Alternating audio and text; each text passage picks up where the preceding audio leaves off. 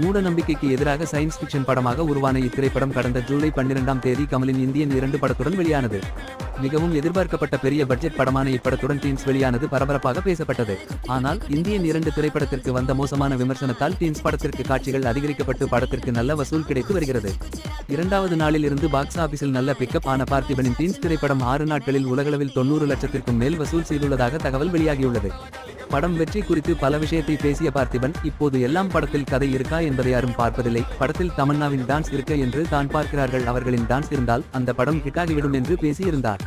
இந்த வீடியோ இணையத்தில் ட்ரெண்டான நிலையில் தமன்னாவின் தீவிர ரசிகர் பார்த்திபன் கூறியது, ரஜினியின் ஜெயிலர் படத்தில் தமன்னா ஆடிய காவாலா பாடலையும் அரண்மனை படத்தில் கடைசியாக சம்பந்தமே இல்லாமல் வந்த பாடலை தான் கூறுகிறார் என நெட்டிசன்கள் இதனை வைரலாக்கினார். இதுகுறித்து பார்த்திபன் தனது எக்ஸ் தள பக்கத்தில் விளக்கம் கொடுத்துள்ளார். அதில், நண்பர்களே, ஒரு கேள்விக்கு நான் அளிக்கும் பதிலை பாதியாய் வெளியிடும் போது பாதிப்பு எனக்காகிறது.